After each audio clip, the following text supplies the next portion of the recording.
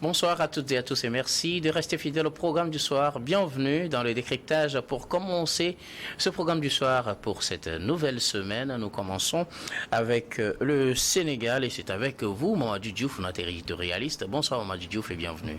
Merci, bonsoir Guillaume. Avec vous aujourd'hui, nous parlons de la présidentielle au Sénégal, dépôt des candidatures avant le 26 décembre. Il faut dire que le parrainage, le dépôt des parrainages et des cautions prend fin ce 11 décembre, ce qui ouvre la voie à une autre étape cruciale dans la présidentielle, dans la course pour la présidentielle au Sénégal. C'est le dépôt des candidatures. Pour 15 jours, les aspirants au poste de président de la République au Sénégal doivent déposer leur candidature et ce jusqu'au 26 décembre. Dépôt des candidatures à partir de ce 11 décembre jusqu'au 26 décembre. Fin également à partir de ce 11 décembre des dépôts des cautions pour cette présidentielle. Et c'est à dire que c'est la fin des chances pour l'un des candidats très en vue à cette présidentielle et dont les problèmes ont suscité beaucoup de réactions. Je veux parler d'Ousmane Sonko. Il faut dire que les choses sérieuses vont commencer, pas seulement pour Ousmane Sonko, mais pour tout le monde. Parce qu'il faut rappeler, il y a plus de 260 individus qui se sont déclarés candidats à la candidature. Mais puisqu'on clôture la distribution des fiches, la clé USB qui permet aux gens d'aller chercher les parrainages, mais cela veut dire que sur la question des parrainages, celui qui n'aura pas ces instruments ne pourra pas aller obtenir à nouveau des parrainages. Donc c'était un des filtres quand même qui avait été prévu pour pouvoir agir par rapport à ce nombre vraiment pléthorique de candidats pour un petit pays comme le Sénégal. Mais maintenant, le cas Sonko rentre dans ce cadre. Puisqu'il ne faut pas qu'on oublie que quand on lui a refusé la fiche, un certain nombre de démarches ont été faites pour remettre en cause la décision qui l'empêchait de recevoir la fiche pour pouvoir aller à la quête des parrainages. Et la procédure juridique en est aujourd'hui au niveau de la Cour suprême. Et demain, la Cour suprême devrait se prononcer également sur un certain nombre d'éléments par rapport à lui. Maintenant, il y a ce timing qui est bizarre, puisque au niveau du tribunal de grande instance, quand on a envoyé le dossier, tout le monde posait le problème. Il fallait, puisque c'est une question électorale, rapidement résoudre le problème.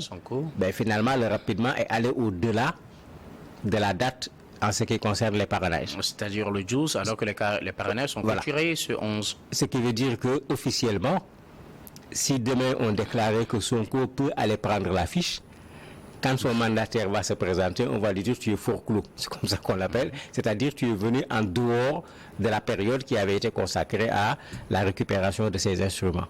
Sauf bien sûr, puisque c'est la justice et la justice peut donner des injonctions à l'administration. Bon, comme on est en politique, peut-être que s'ils disent qu'il peut être candidat, il peut être à nouveau inscrit sur les listes électorales, on peut lui remettre la fiche de parrainage, ils prendront également la décision demandant à la direction générale des élections de réouvrir pour un délai, une prolongation peut-être de 48 heures pour qu'ils puissent avoir le temps de venir prendre. Parce qu'on est en politique, les gens sont capables de tout quand il s'agit de parler de politique. Mais dans les faits, effectivement, il est clair que sa candidature, à l'heure actuelle, est encore beaucoup plus compromise, puisque c'est dans ce délai que les gens espéraient qu'il y ait eu le jugement, qu'on ait obtenu le résultat et qu'on sache clairement c'est quoi la situation. On est allé vraiment jusqu'à la limite du temps. On attend de voir demain qu'est-ce qui sera dit. Alors, c'est-à-dire que tout n'est pas totalement permis, il faut avoir la décision de demain pour être situé. Tout à fait, parce que quel sens va avoir une décision qui dit à Sonko, c'est bon, on vous remet sur les listes électorales, c'est bon, vous pouvez retirer la fiche, c'est bon, vous pouvez retirer également les autres éléments parmi lesquels la clé USB pour aller chercher des parrainages, alors que c'est bon qu'on te dit, c'est comme on dit, tu as un droit, mais tu ne peux pas jouir de ce droit. Ben, c'est quel droit en ce moment? Un droit n'a de sens que si on peut en jouir. Mais si on lui donne raison, tout le combat qu'il a mené, c'était pour pouvoir être candidat. À quoi bon lui donner raison, alors qu'en ayant raison, en même temps, il ne peut pas être candidat. Mais toute cette traversée de désert, j'allais dire même tous ces morts, parce qu'on en est à peu près à une cinquantaine pour cette affaire-là, on ne va pas nous dire qu'on va multiplier tout ça par 0 aussi facilement. Donc on ne sait pas, il va falloir que la justice prenne d'abord la décision par rapport à la question, et quand la décision sera prise, on va voir ce que fera l'administration, ce que fera l'État sénégalais par rapport à la décision de la justice. N'est-ce pas plutôt un signe pour dire qu'il n'aura pas raison, puisque le délai est déjà clôturé, on ne prendra pas le risque de lui donner raison pour qu'il revienne sur la situation, qu'on soit obligé de réouvrir la période des parrainages? Pas nécessairement. Il y a encore au Sénégal des juges, des magistrats dont leur indépendance ne fait l'objet d'aucune discussion. Ça a été le cas à Ziguinchor avec ce retournement de situation avec le juge Sabassi Faye. Ça a été le cas également à la Cour suprême, puisqu'il y a une dame qui a refusé de revenir pour accepter la décision qui avait été prise par la Cour suprême, se mettant même dans une posture où elle peut se voir être sanctionnée, parce qu'elle a participé au processus jusqu'à un certain moment. À la proclamation du résultat, elle ne s'est pas présentée. Il fallait un nombre impair, le nombre n'était plus impair, il y a vraiment quelque chose de pas clair. Elle n'a pas parlé jusqu'à présent, mais les informations qui sortent, c'est qu'elle n'était pas d'accord avec la décision que le Conseil, la Cour suprême plutôt, était en train de prendre. Mais ça veut dire qu'il y a encore des gens qui veulent faire du droit seulement, sans que ce droit soit lié à des injonctions politiques ou autres. Mais si on a cela ici, on peut avoir un résultat qui va pouvoir surprendre, bien qu'il faut reconnaître que le pourcentage devient de plus en plus faible pour une candidature de Sonko, si la candidature doit passer par la voie judiciaire. Alors, c'est aussi la clôture des cautions pour ces élections. Quel est le paysage qui se dresse après cette clôture-là aujourd'hui? Non, les cautions, les gens peuvent encore déposer, il y a encore de l'espace. Ce qu'il y a, c'est qu'il y a deux choses. On s'attendait à un embouteillage au niveau du dépôt des cautions, parce que quand il a fallu prendre les fiches, il y a eu vraiment un embouteillage. Vraiment, on a vu les gens venir prendre les fiches. Comme d'habitude, ce que les journalistes font, on dit on commence à donner les cautions tel jour, on va braquer les caméras, on est là avec les micros, on attend. Mais finalement, on a dû quitter les lieux parce que... Il n'y a pas eu de caution, voilà. Il n'y a pas eu tellement. Il n'y a pas eu tellement de personnes. C'est la même chose ce matin. Puisque les dépôts devaient commencer au niveau de la Cour suprême, au niveau du greffe plus précisément. Mais les gens viennent se planter pour voir qui va être le premier à déposer. Puisque 200 et quelques pour 15 jours, vous voyez le nombre que ça fait. Tout le monde ne peut pas attendre le dernier moment pour le faire. Mais ce n'est pas une surprise parce que vous avez des candidats qu'on n'a jamais vus sortir, aller chercher des pareils, des signatures. Nulle part. Ni vu, ni entendu. Ça veut dire que ça pose déjà un problème. Tout le monde savait que c'était un premier filtre qui allait éliminer un certain nombre de personnes et ça a joué son rôle parce que avoir les à peu près 45 000 signatures et que les signatures soient dispersées au niveau de 6 régions du Sénégal, c'est pas chose aisée. On a parlé ici même de certains candidats en vue, comme Khalifa, comme d'autres, qui sont allés à la quête de ces signatures et que parfois on leur a créé des problèmes, la préfecture a bloqué leur convoi, tout un tas de choses. Alors que ceux-là, Khalifa n'a pas besoin des signatures citoyennes. Il a des députés à l'Assemblée nationale, il aurait pu le faire, mais c'est en même temps un moment de campagne qui ne dit pas son nom par rapport aux élections. Mais il y a des gens qu'on a vus. Les dames, on en a vu surtout celle qui vient de se présenter, Anta Babacar Ngom. On a vu Mimi Touré, on a moins vu les autres dames, puisqu'elles ne sont pas les seules à se présenter. Mais de la même manière, pour ce qui est des cautions, on avait commencé à annoncer tel est venu déposer sa caution. Bon, comme on parlait de Sonko, tout le monde a vu la mésaventure, il a déposé le matin. On a rappelé son mandataire pour lui demander de venir reprendre son chèque. Il y a d'autres qui ont déposé facilement leur chèque, ça ne posait aucun souci par rapport aux gens.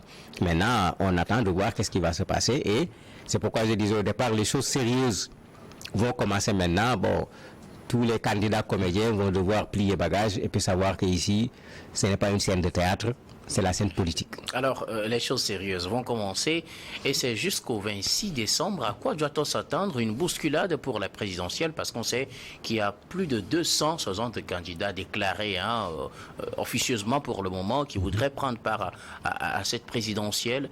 est-ce qu'on risque de les voir tous déposer leur candidature pour cette élection, ou bien c'était juste un effet d'annonce et on verra peut-être un nombre très réduit de candidats au final?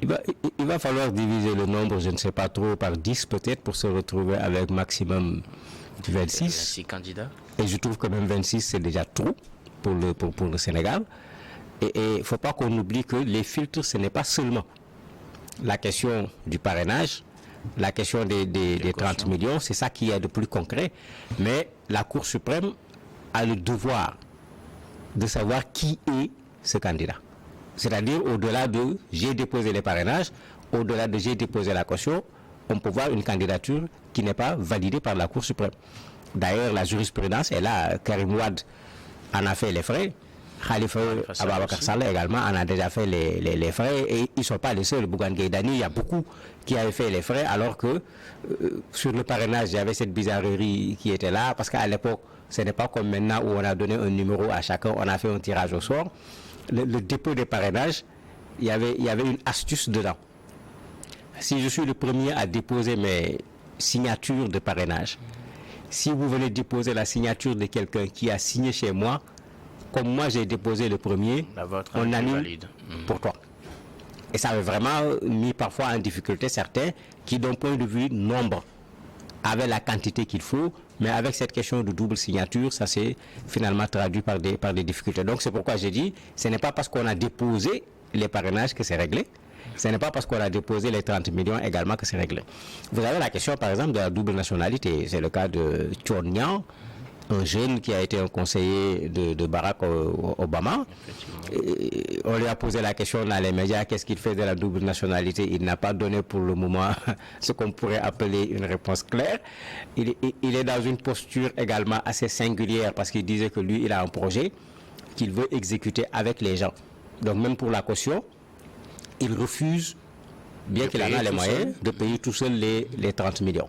Il a fait tout récemment une déclaration en disant qu'ils ont déjà rassemblé 15 millions. Il faut que les gens participent, ceux qui y croient. Sinon, mardi, c'est le délai qu'il a donné. Lui, il considérera que les gens ne croient pas au projet, bien que tout le monde est là. Bon, c'est vraiment singulier par rapport à ce qu'on a l'habitude de voir. N'est-ce pas aussi une manière déjà de prédisposer les gens à aller voter pour lui, ou peut-être de leur mettre de la pression indirectement? Oui, de la pression pour avoir la caution, oui. Mais s'il veut refaire la même chose également pour avoir les moyens pour faire la campagne électorale, je ne suis pas sûr que sa campagne sera extraordinaire, alors que la campagne demande énormément d'argent.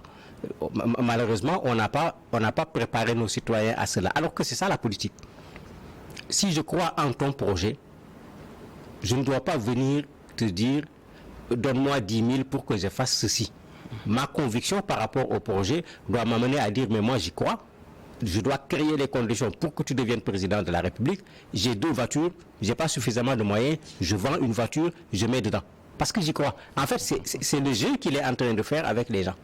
Puisque souvent, quand tu es candidat, il y a des gens qui viennent, oui, c'est toi, tu vas pouvoir gagner, etc. Mais bon, souvent, il y a plus des gens qui essayent de se trouver quelque chose eux-mêmes que de travailler à ce que vous puissiez devenir président de la République. Mais ce travail, malheureusement, cette citoyenneté, puisque c'est de cela qu'il s'agit, on n'a pas fait ce travail sur le terrain pour que nos populations aient ce niveau de conscience sur le plan politique. Et cette ouverture des candidatures également relance la question, porte les coups des projecteurs sur 2 autres candidats clés, pas seulement Ousmane Sonko, mais aussi Karim Wade et Khalifa Sall aussi, d'un autre côté, qu'on attend surtout pour cette présidentielle.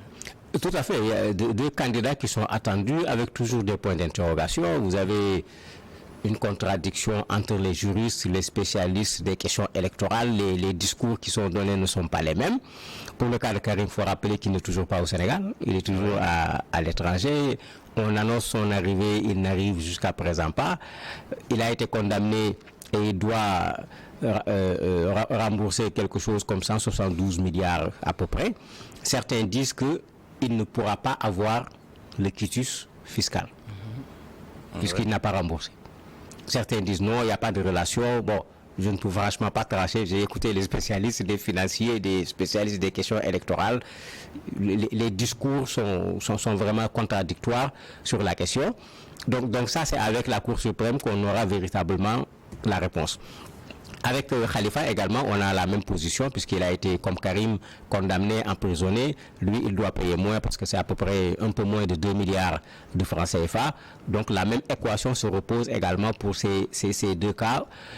Il y a eu le dialogue national qui a permis de lever certains obstacles qui étaient sur le code électoral, leur permettant de pouvoir prendre les fiches et d'être candidat.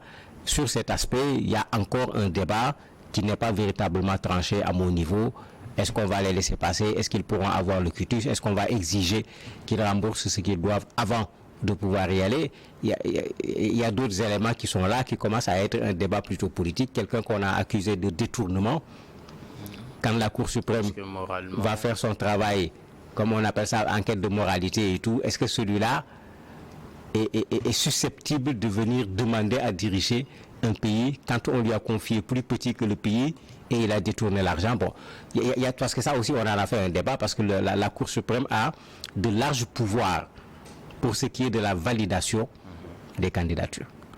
Ça dépasse seulement le nombre de parrainages, 30 millions déposés, etc. Maintenant, comme en droit, quand on ouvre, on peut mettre tout dedans. C'est ce que certains juristes ont dit, attendez, la surprise pourra venir de partout parce qu'on leur donne l'entière liberté pour pouvoir décider de qui sera candidat ou pas. Merci beaucoup. Nous arrivons pratiquement à la fin de cet entretien, Mamadi Diouf. Que retenir donc de l'ouverture de ces dépôts de candidature pour la présidentielle, le dépôt qui court jusqu'au 26 décembre? Ce qu'il faut retenir, c'est qu'on va savoir un peu plus vers quoi on va. Parce que là où on est, Sonko, Karim, Khalifa, ce n'est pas clair. Vous avez d'autres candidats qu'on n'entend pas, Idriss Seck, etc., qui ont opté pour la stratégie du silence pratiquement depuis quelque temps.